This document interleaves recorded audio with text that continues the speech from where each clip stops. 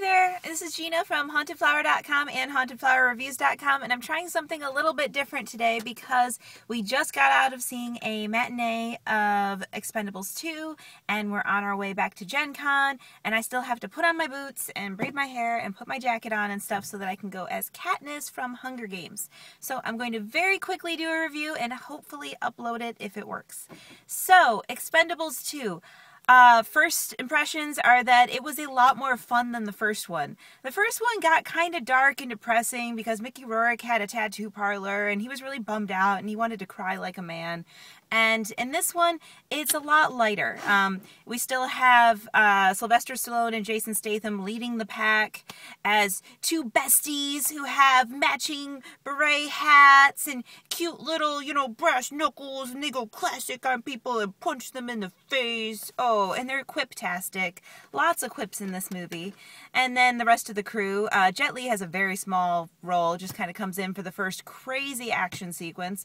Let me just say, the first action sequence that opens up the movie, it feels like there are a bunch of grown men in a room playing with toys and storyboarding out the whole thing. Like, oh my god, wouldn't it be cool if we did this? Have you ever seen this in a fight before? Like, we'll totally have like a zip line fight, and we're gonna fight on those like sea-doo things, and we'll ride them up onto the plane, and it'll be so awesome, like totally cool, and we'll blow things up, and we'll just keep shooting at things and making jokes to each other and acting like it's an adrenaline ride, because it pretty much is, and it's crazy filled with testosterone.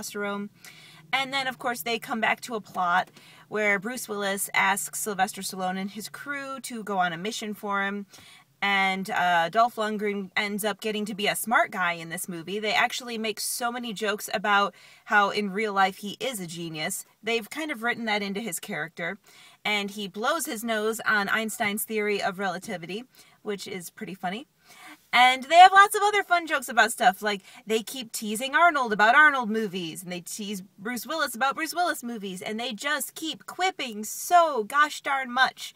One of my favorite moments in the movie is towards the end, Arnold and Bruce are sharing a scene, and Arnold says, "I'll be back," and Bruce is like, you always say that, you always be back, I'm gonna be back this time.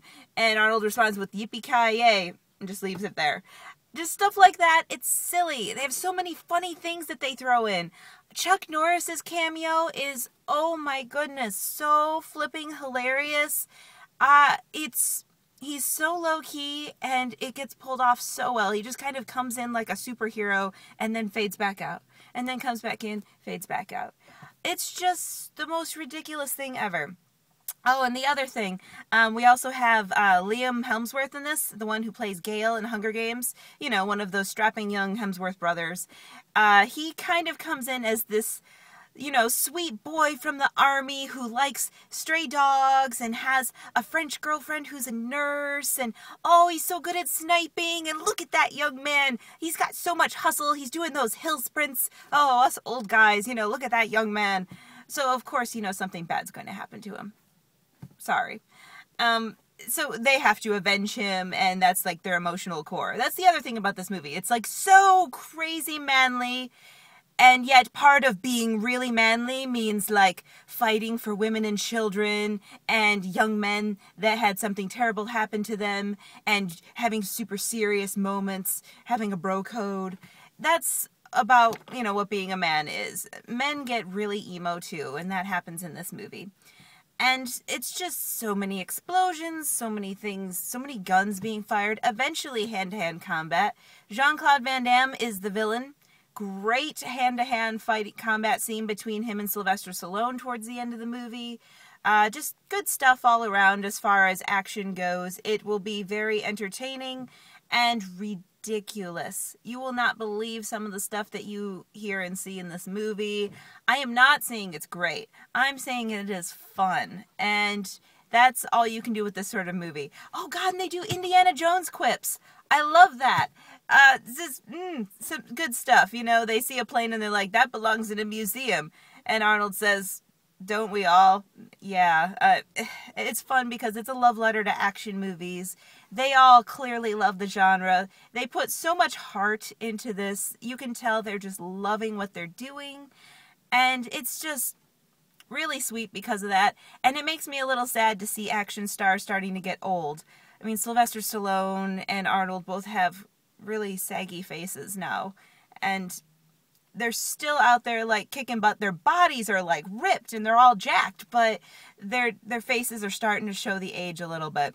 And also, watching this movie, something that has me excited is there's a trailer for a movie where Arnold is a sheriff and just shooting everything and blowing things up in The Last Stand. It looks epic, so you're probably going to want to watch that too. So that's my review. Oh my god, I'm under time. I hope you don't mind that this doesn't have an intro or an outro, but I think I'm going to make it work.